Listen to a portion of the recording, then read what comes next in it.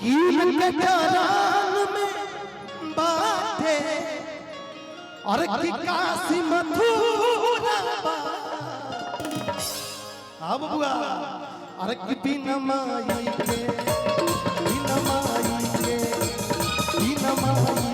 बेटा अधूरा कि बिना माई के बेटा अधूरा कि माई बिना बेटा अधूरा कि माई बिना कि बिना माई के बेटा अधूरा कि माई बिना कि बिना माई के बेटा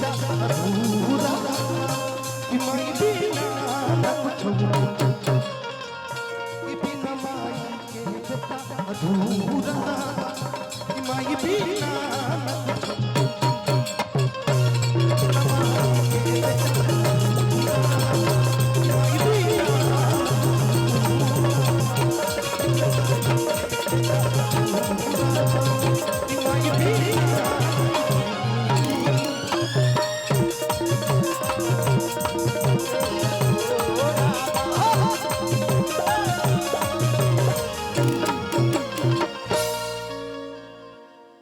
बहुत सारे कलाकार हैं, मैं चाहता हूं कि आगे कलाकार को बुलाया जाए।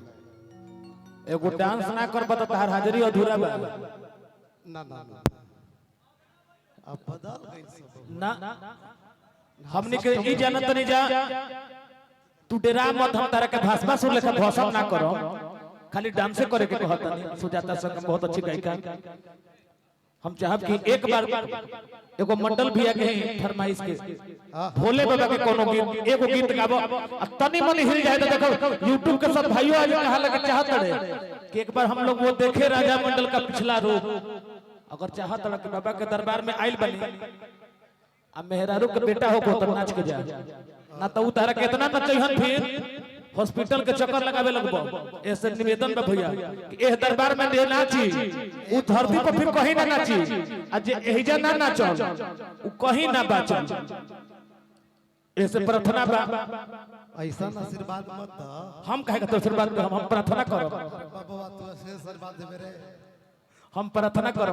लेकिन हमने के चाहता है कि राजा मंडल को पिछलका रूप देखी जा वो मिलियन में गया था व्यू जब लखी शर्मा वाला स्टाइल में राजा मंडल ने डांस किया था। अरे बात बदल गई भाई, वो साल दूसरा था ये साल दूसरा है। लेकिन महादेव वही है कि तुम तो ठहर परदेसी साथ क्या निभाओगे। अब वो बात दूसरा था यार, वो ये बात दूसरा है। मुझे सुनना है तो मैं गजल सुना सकता हूँ, मैं भजन सुना सकता हूँ।